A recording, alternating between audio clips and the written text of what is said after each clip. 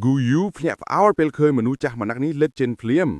គាត់បានបន្លឺឈ្មោះមួយដោយសម្លេងងងឹតនិងយ៉ាងអោឡារិកយ៉ាវឈិនលោកគ្រូហេតុអ្វីបានជាញាក់នៅទីនេះសៀវយឿនក៏ស្រឡាំងកាំងដួលគ្រាដែរដោយសាររូបរាងរបស់យ៉ាវឡាវសម្លេងដកខ្លាំងរបស់គាត់ពោពេញទៅដោយភាពចម្លែកគាត់មិនទាន់បានបំបែករមូលលំហដែលយ៉ាវឡាវបានឲ្យគាត់នៅឡើយទេអ្នកបានស្នាក់នៅក្នុងតំបន់បុរាណយូរពេកហើយខ្ញុំមានការព្រួយបារម្ភមិនតិចហើយដូច្នេះខ្ញុំរកវេលាដើម្បីប្រញាប់ឡើងមិននឹកស្មានថាខ្ញុំរកឃើញអ្នកក្នុងស្ថានភាពនេះយ៉ាវឡាវត្រូវបានឈរនៅចំពោះមុខសៀវយៀនគាត់ញញឹមតិចមុនពេលដែលភ្នែករបស់គាត់មើលលើសៀវយៀនទឹកមុខរីករាយបានលេចចេញក្នុងក្រសែភ្នែករបស់គាត់ខណៈដែលគាត់បាននិយាយថាកម្លាំងរបស់អ្នកបានកើនឡើងក្នុងរយៈពេលបន្តិចខែមកនេះអ្នកពិតជាបានលើសពីរំពឹងទុករបស់ខ្ញុំក្រុមរបស់ឈុននៅពីចម្ងាយបានដកដង្ហើមយ៉ាងធូរធ្លងពេលឃើញយ៉ាវឡាវលេខចេញភ្លាមហ្គូយូអ្នកអាចត្រូវបានចាត់ទុកថាជាផ្នែកមួយនៃមនុស្សចាស់អ្នកមានកេរ្តិ៍ឈ្មោះខ្លាចនៅតំបន់ភូមិភាគកម្ដៅនេះតើអ្នកមិនខ្មាក់គេពេកទេនៅថ្ងៃនេះផ្នែករបស់យ៉ាវឡាវបានចុកមកលើហ្គូយូខណៈដែលគាត់ស៊ូបណ្ដើរគឺមានអ្វីដែលខ្មាក់អៀនក្នុងក្រសែភ្នែកត្រកូលហ៊ុនរបស់ខ្ញុំទេយើងនឹងប្រើល្បិចទាំងអស់ដរាបណាយើងបំពេញបេសកកម្មរបស់យើងវាពិតជារឿងកំ pl ែងសម្រាប់អ្នកដែលនិយាយពាក្យទាំងនេះទៅកាន់មនុស្សចាស់ម្នាក់នេះការបញ្ចេញមតិរបស់ហ្គូយូមានភាពអាប់អួរខណៈពេលដែលគាត់សោកយ៉ាងត្រជាក់ហាខ្ញុំភ្លេចកម្រិតនៃភាពឆោតទាបដែលអ្នកជាមនុស្សមានសមត្ថភាពយ៉ាវឡាវសើចបន្ទាប់ពីឮចម្លើយរបស់ហ្គូយូលោកបន្តទាំងញញឹមតិចៗថាការសម្លុតសមាជិកចំនួនក្រោយមិនបង្ហាញពីសមត្ថភាពរបស់ឯងទេហេតុអ្វីយើងទាំងពីរមិនប្រយុទ្ធគ្នាទៅមុខហ្គូយូញ័រទាំងគេនិងយ៉ាវឡាវគឺជាអ្នកជំនាញនៅថ្នាក់បានសឹងប្រសិនបើគាត់ស្ថិតនៅចំណុចកំពូលរបស់គាត់វានឹងពិបាកក្នុងការទូទាយថាអ្នកណានឹងទទួលបានជ័យជំនះប៉ុន្តែគាត់មិនដល់ចំណុចកំពូលរបស់គាត់ទេឱកាសនៃការទទួលបានជ័យជំនះរបស់គាត់ក្នុងការប្រកួតជាមួយនឹងយ៉ាវឡាវមិននឹងលើស 30% ឡើយយ៉ាវឆិនអ្នកមិនគួរធ្វើការអំអួតនៅចំពោះមុខខ្ញុំទេអ្នកជំនាញក្នុងត្រកូលហ៊ុនរបស់ខ្ញុំមិនមែនជារបស់ដែលក្រុមផ្កាធ្លាក់របស់អ្នកអាចប្រៀបធៀបបាននោះទេតើអ្នកអាចធ្វើអ្វីបានប្រសិនបើខ្ញុំចាស់ហៅខ្មៅចាស់មួយទៀតពីត្រកូលរបស់ខ្ញុំទោះបីជាហ្គូយូមិនអាចឈ្នះយ៉ាវឡាវក៏ដោយក៏គាត់មិនចង់បន្ថន់ចំហរបស់គាត់ដែរខណៈពេលដែលគាត់សើចយ៉ាងត្រជាក់ត្រកូលហ្គូមិនខ្លាចយើងនៅពេលនេះទេប្រសិនបើអ្នកចង់ប្រយុទ្ធនៅពេលនេះពាក្យរបស់ហ្គូយូទើបតែបន្លឺឡើងនៅពេលដែលក្រុមរបស់ស៊ុនបានហោះមកយ៉ាងលឿនពួកគេបានបង្ហាញខ្លួននៅពីក្រោយយ៉ាវឈិននាងបានកាន់ដៃរបស់នាងរមូលលំមួយបានលេចឡើងនៅក្នុងវាមុនពេលវាត្រូវបានបំបែកយ៉ាងឆាប់រហ័សភាពប្រែប្រួលនៃលំបានរីករាលដាលក្រោយមកស្នាមប្រេះមួយបានលេចចេញជារូបរាង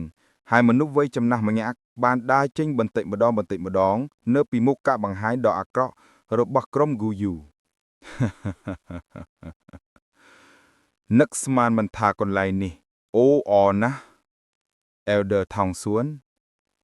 ស៊ីវយ៉ែនភ្ញាក់ផ្អើលបន្តិចពេលឃើញតួអង្គនេះអ្នកចំណាស់អូងនេះគឺជា Elder ថោងសួនដែលស៊ីវយ៉ែនបានជួបនៅភ្នំត្រកូលហ្គូស៊ីវយ៉ែនយើងជួបគ្នាទៀតហើយភ្នែករបស់គាត់បានក្រឡេកមើលរាងកាយរបស់ស៊ីវយ៉ែនយ៉ាងរហ័សហើយការភ្ញាក់ផ្អើលខ្លះបានកើតឡើងនៅក្នុងចិត្តរបស់ពួកគេមួយសន្ទុះក្រោយមុនពេលដែលគាត់ងាកទៅរកយ៉ាវឡោក្បែរនោះហើយសើចថានេះត្រូវតែជាទេពយុទ្ធយ៉ាវអ្នកដែលមានឈ្មោះរង្គើតំបន់ភូមិភាគកណ្ដាលនៅពេលនោះមែនទេ បច្ចុប្បន្ននេះវាអាចមើលទៅសមជាងហៅញាក់ថាសែនយ៉ាវឡោគ្រាន់តែលើកដៃចូលគ្នាពេលដែលបានឮសំឡេងសើចរបស់ Elder ថោងសួនទឹកមុខរបស់គាត់ពោពេញទៅដោយស្នាមញញឹមខណៈដែលគាត់បាននិយាយពាក្យគួរសមចំនួន3ម៉ាត់ជាកាយឆ្លើយតប Elder ថោងសួន Gu Qingyan នៅក្បែរនោះរងចាំរហូតដល់ Elder ថោងសួនបាននិយាយជាមួយនឹងស៊ីវយ៉ែននិងអ្នកថេងទៀតមុនពេលសង្ខេបយ៉ាងសាយ័ព្យអំពីព្រឹត្តិការណ៍ដែលបានកើតឡើងត្រកូលហ៊ុន កាន់តែក្រក់អង្ទើបឡើងទៅហើយគាត់សម្លឹងមើលគូយូដោយភ្នែកមិនរក់ទះពួមការបង្ហាញរបស់គូយូបានคล้ายទៅជារឿងមិនធម្មតាបន្ទាប់ពីត្រូវបានមើលដល់ Elder Thong Sun និង Yao Lao ដែលអ្នកទាំងពីរគឺជាឥសរិយធន Ben Sang គាត់ប្រហែលជាអាចពឹងពាក់លើកម្លាំងរបស់ត្រកូលហ៊ុនហើយមិនបង្ហាញការភ័យខ្លាចប្រឆាំងនឹង Falling Star Pavilion ទេប៉ុន្តែគាត់ត្រូវតែមានការប្រយ័ត្នប្រយែងថែមទៀតនៅពេលប្រជុំមុខជាមួយនឹងត្រកូលគូត្រកូលនេះដែលចាក់នោមហើយមានកម្លាំងខ្លាំងណាស់ ហ៊ុនយូនិងអ្នកជំនាញត្រកូលហ៊ុនបានហោះទៅជិត Grow You ការបញ្ចេញមតិរបស់ពួកគេគឺអាក្រក់បន្តិចនៅពេលដែលពួកគេមើលទៅលើក្រុមរបស់ភាគីផ្សេងទៀតស្ថានភាពបច្ចុប្បន្ននេះបានធ្វើឲ្យក្រុមរបស់គេចាញ់ប្រៀប Eldegu តាយិនត្រេកោះហៅអ្នកជំនាញផ្សេងទៀតមកពីត្រកូលឬហ៊ុនយូស៊ូដោយស្រទន់គូយូព្រឺភ្នែកគាត់បានសួរថាតើអ្នកបានឃើញបេះដូងប្រពូទីសាទទេហោះហ៊ុនយូភ្ញាក់ផ្អើលបន្ទាប់ពីបានឮសំណួរនេះគាត់ក្រវីក្បាលដោយស្តាក់ស្ទើរទេគូយូបានក្រវីចិញ្ចើមពេលឮការឆ្លើយតបនេះគាត់ដកដង្ហើមថ្នមហើយនិយាយថាក្នុងករណីនោះចូលយើងចាក់ចេញទៅសមាជិកនៃត្រកូលគូក៏នៅទីនេះប្រសិនបើយើងក៏ហៅអ្នកជំនាញផ្សេងទៀតមកពួកគេក៏នឹងធ្វើដូចគ្នាដែរនៅពេលនោះយើងពិតជាបញ្ចេញកម្លាំងរបស់យើងខ្លះវាមិនមានប្រយោជន៍ដល់យើងទេបេះដូងហ៊ុនយូមានអារម្មណ៍ថាមិនសុខចិត្តពេលឮថាគូយូមានគម្រោងបោះបង់ប៉ុន្តែគាត់ក៏យល់ដល់ស្ថានភាពបច្ចុប្បន្នដែរគូយូបានរងរបួសយ៉ាងធ្ងន់ធ្ងរដោយផ្កាឈូកដ៏គួរឲ្យគ្រោះខ្លាចរបស់សៀវយៀនមុននេះវាពិបាកសម្រាប់គាត់ដើម្បីដោះស្រាយនឹងអេសរិជនបានសេងណាស់ជានេះទៀតភាគីម្ខាងបច្ចុប្បន្នមានបានសេងចំនួន2ទោះបីជាកលុតសព្វធ្វាន់ធ្ងរមានអវតារថ្នាក់បានសេងក៏ដោយពួកគេនឹងមិនចង់ខ្លាយជាសត្រូវនឹងពួកភួកដោយត្រកូលគូដោយកនកាត់ពួកគេជាសត្វស្លាបដែលមិនជួយចិត្តនោះទេដូច្នេះហើយជាវភឹងមិនអាចពឹងផ្អែកទៅលើការកោះហៅអ្នកជំនាញមកទៅគួងរបស់ពួកគេបានធុងសួនមិនចាំបាច់ឲ្យអាយនិយាយមិនសមហេតុសមផលបែបនេះទេនៅពេលដែលខ្ញុំជាសះស្បើយពេញលេញចាស់ខ្ញុំនេះនឹងទៅជាមួយអ្នកក្នុងអ្វីដែលអ្នកចង់ធ្វើភ្នែករបស់គូយូគឺងងឹតនិងត្រជាក់នៅពេលដែលពួកគេសម្លឹងទៅកាន់ Elder ធុងសួន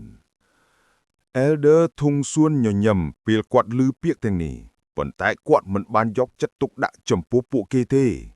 គាត់អាចឮពីចេតនារបស់គូយូក្នុងការដកថយក្នុងពាក្យរបស់គាត់ដូច្នេះគាត់ក៏មិនព្យាយាមហួសហេតុពេកដែរគាត់ក៏យល់ដែរថាវាមិនអាចទៅបានសម្រាប់ពួកគេក្នុងការកាន់កាប់ក្រុមរបស់គូយូមកវិញការសងសឹកពីអេងសេតបានសេងមុនពេលស្លាប់គឺគួរឲ្យភ័យខ្លាចណាស់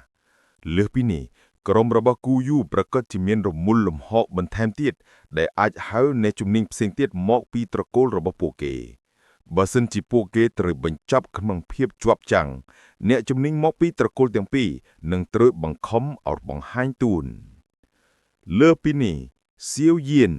យ៉ាវសិនខ្ញុំនឹងរំលឹកនេះមានតែមនុស្សដែលសាឡាប្រូរបស់ខ្ញុំប្រាថ្នាចង់ចាប់យកបានប៉ុណ្ណោះដែលអាចរត់គេចបានឡើយក្រុមផ្កាយឃ្លឹករបស់អ្នកកំណត់ត្រូវតែคล้ายទៅជាការបំភ្លេចបំផ្លាញដោយត្រកូលហ៊ុនរបស់ខ្ញុំអ្នកគួរតែរីករាយនឹងពេលវេលារបស់អ្នកតាមដែលអាចធ្វើបានភ្នែកក្រក្រឹករបស់គូយូនៅបង្ហាញទៅកាន់សៀវយៀននិងយ៉ាវឡៅនៅពេលដែលគាត់ធ្វើការកំហៀមកំហែងមិនចាំបាច់អញ្ញព្រួយបារម្ភអំពីរឿងនេះទេបាក់ផ្កាយធ្លាក់របស់យើងគឺជាឆ្អឹងដែលរឹងមាំប្រសិនបើសាលព្រលឹងរបស់អ្នកពិតជាចង់ខំយើងនឹងធ្វើឲ្យធ្មេញរបស់អ្នកបាក់ខ្លះយ៉ាវឡៅសាយចំអកថាទំនាក់ទំនងរបស់ពួកគេជាមួយសាលព្រលឹងគឺនៅត្រង់ចំណុចដែលមិនសម្រាករហូតដល់អ្នកម្ខាងទៀតស្លាប់វាគ្មានន័យទេនៅក្នុងការប្រើសម្លេងស្រទន់ជាងនេះទៅទៀតសង្ឃឹមថាអ្នកនឹងនៅតែអាចនិយាយពាក្យទាំងនេះនៅពេលដែលកងទ័ពសាលព្រលឹងរបស់ខ្ញុំទៅដល់អ្នកគូយូសាច់យ៉ាងត្រជាក់រួចឈប់និយាយភ្នែករបស់គាត់សម្លឹងមើលសៀវយៀនយ៉ាងខួខើមុនពេលដែលគាត់ងាកក្រោយហើយដឹកនាំ ដើម្បីប្រញាប់ចេញពីតំបន់បិសាចនេះហ៊ុនយូនិងអ្នកជំនាញផ្សេងទៀតពីត្រកូលហ៊ុនអាចតាមពីក្រោយគាត់ដោយមិនពេញចិត្តក្រុមមកពីគ្រឹះសម្ព័ន្ធបិសាចញូរ៉ាមិនហ៊ាននៅឡើយបន្ទាប់ពីឃើញក្រុមរបស់លោកហ៊ុនយូចាក់ចែងទាំងអស់សង្ឃឹមគេប្រញាប់ដើរតាមពីក្រោយយ៉ាងប្រហាប់ប្រហែលសៀវយៀនមានអារម្មណ៍សោកស្ដាយបន្តិចពេលមើលមនុស្សទាំងនោះរត់ក្នុងមួយពពរិចភ្នែកគាត់ដកដង្ហើមធំគួរឲ្យអាណិតណាស់ពួកយើងមិនបានធ្វើឲ្យសាលប្រលឹងទទួលរងនឹងការបាត់បង់ក្រៅពីការធ្វើឲ្យហ្គូយូរងរបួសធ្ងន់ធ្ងរនោះទី អ្នកពិតជាមិនគួរឲ្យជឿនៅក្នុងការធ្វើបាបអិសរិយជនបែនស៊ីងយ៉ាវឡៅសៃមិនមានអ្វីគួរយើងអាចធ្វើបានទេប្រសិនបើពួកគេចង់ចាក់ចេញត្រកូលហ៊ុនមានអំណាចពេកប្រសិនបើយើងចូលរួមនៅក្នុងសមរភូមិទាំងអស់នោះយើងនឹងក្លាយជាអ្នកបញ្ចប់ការរងទុក្ខ បាទសូមអរគុណបងប្អូនកុំភ្លេចជួយចុច Subscribe ម្នាក់មួយផង